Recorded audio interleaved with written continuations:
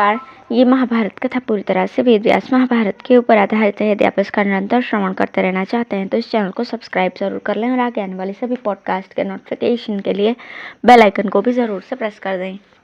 अब हम सुनेंगे राजा वितहव्य को ब्राह्मणत्व प्राप्त होने की कथा। युधिष्ठिर ने कहा, पितामह, आप बुद्धि, विद्या, सदाचार, शील और सब प्रकार के गुणों से संपन्न हैं। आपकी अवस्था भी सबसे बड़ी है। संसार में आपके सिवा दूसरा कोई भी ऐसा नहीं है जिससे सब प्रकार के प्रश्न पूछे जा सकें। अतः ये बताने की कृपा कीजिए कि क्षत्रिय, वैश्य अथवा शूद्र किस उपाय से ब्राह्मणत्व प्राप्त कर सकता है। कौन सी तपस्या, किस कर्म का अनुष्ठान अथवा किस शास्त्र के अध्ययन से ब्राह्मणत्व की प्राप्ति हो सकती है। भीष्म जी ने कहा, पुत्र, क्षत्रिय आदि 3 वर्णों के लिए ब्राह्मणत्व प्राप्त करना कठिन है। युधिष्ठिर ने पूछा, पितामह, आप तो कहते हैं कि ब्राह्मणत्व की प्राप्ति कठिन है, किंतु मैंने आप ही से सुना है कि पूर्व काल में विश्वामित्र क्षत्रिय से ब्राह्मण हुए थे, तथा यह भी सुना जाता है कि राजा वितहव्य भी ब्राह्मणत्व प्राप्त कर चुके थे। अतः आप बताइए, किस वरदान अथवा तपस्या से राजा को ब्राह्मणत्व की प्राप्ति हुई। भीष्म जी ने कहा, युधिष्ठिर, महायशस्वी राजर्षि वितहव्य ने जिस प्रकार दुर्लभ ब्राह्मणत्व प्राप्त किया था उसका वृतांत सुनो। पूर्व काल में धर्म पूर्वक प्रजा का पालन करने वाले महात्मा मनु के एक धर्मात्मा पुत्र हुआ जिसका नाम था शर्याति। शर्याति के वंश में राजा वत्स हुआ। उसके हैना और तालजंग नामक 2 पुत्र हुए। ये दोनों ही राजा थे। है का ही दूसरा नाम वितहव्य था। उसके 10 स्त्रियां थी। उनके गर्भ से 100 पुत्र उत्पन्न हुए जो युद्ध से पीछे न हटने वाले और शूरवीर थे। उन दिनों काशी में हर्यश्व नाम से प्रसिद्ध एक राजा राज्य करते थे जो दिवोदास के पितामह थे। वितहव्य के पुत्रों ने हर्यश्व के राज्य पर चढ़ाई की और उन्हें गंगा यमुना के बीच प्रयाग के निकट युद्ध में मार डाला।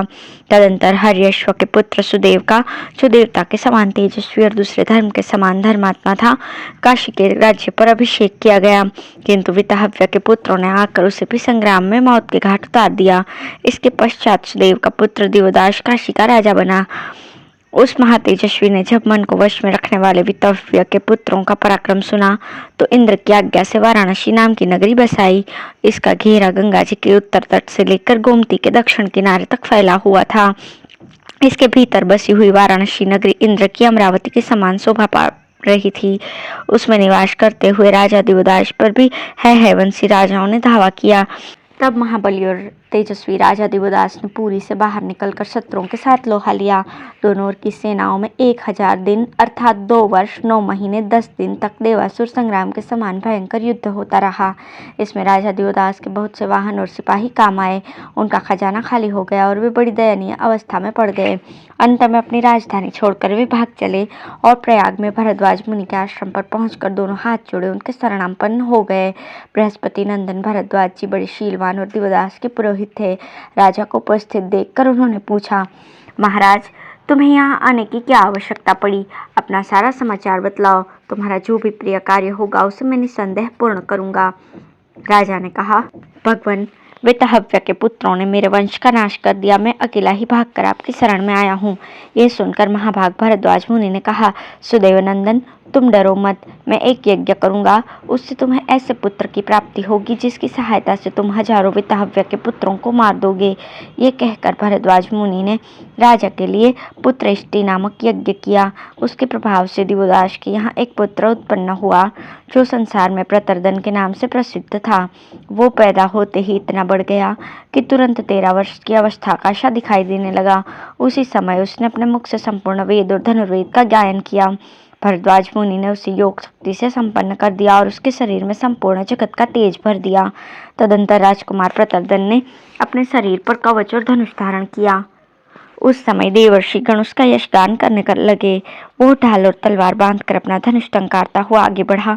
उसे देखकर राजा दिवोदास को बड़ी प्रसन्नता हुई और उन्होंने प्रतरदन को युवराज बनाकर अपने को कृतकृत्य समझा। इसके पश्चात दिवोदास ने शत्रुदमन प्रतरदन को वितहव्य के पुत्रों का वध करने के लिए भेजा। पिता की आज्ञा प्राप्त करके वो शत्रु विजयी वीर है नगरी की ओर चला और रथ पर बैठे ही बैठे गंगा के पार होकर तुरंत ही वहां पहुंच गया। उसके रथ की घोर घरघराहट सुनकर विचित्र ढंग से युद्ध करने वाले है राजकुमार कवच से सुसज्जित होकर नगराकार विशाल रथों पर बैठे हुए पुरी से बाहर निकले और बाणों की वर्षा करते हुए प्रतरदन पर चढ़ाए। तब उस तेजस्वी राजकुमार ने अपने अस्त्रों की वर्षा से शत्रुओं के अस्त्रों को रोक दिया और वज्र एवं अग्नि के समान प्रज्वलित बाणों तथा भल्लों से उनके मस्तक काट दिए। है वीर खून से लथपथ होकर सैकड़ों और हजारों की संख्या में धराशायी हो गए। उस समय वे जड़ से कटे हुए पुष्पित पलाश के वृक्षों के समान दिखाई दे रहे थे।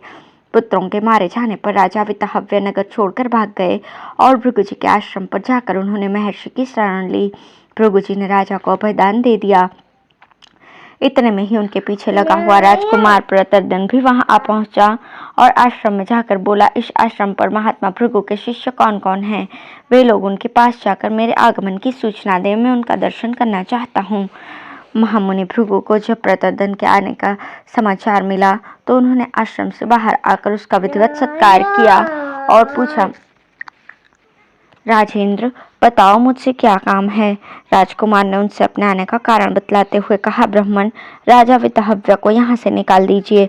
इनके पुत्रों ने मेरे समस्त कुल का विध्वंस किया है, काशी का सारा प्रांत उजाड़ दिया है और वहाँ की रत्न राशि भी लूट ली है।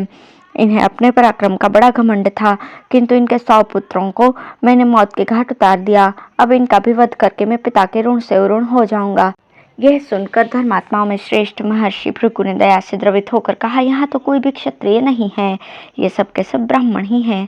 सत्यवादी भृगु का यह यथार्थ वचन सुनकर प्रतर्दन ने उनके चरणों में प्रणाम किया और अत्यंत प्रसन्न होकर धीरे से कहा, भगवान, यदि ऐसी बात है तो मैं कृतार्थ हो गया, क्योंकि मेरे पराक्रम से इस राजा को अपनी जाति त्याग देनी पड़ी। अब आप मुझे जाने की आज्ञा दें और मेरे कल्याण का चिंतन करें। भृगु जी ने प्रतर्दन को जाने की आज्ञा दे दी और वो जैसे आया था वैसे ही लौट गया। इस प्रकार भृगु जी के वचन मात्र से राजा वितहव्य ब्रह्मर्षि हो गए। क्षत्रिय होकर भी भृगु की कृपा से उन्हें ब्राह्मणत्व की प्राप्ति हो गई। धन्यवाद।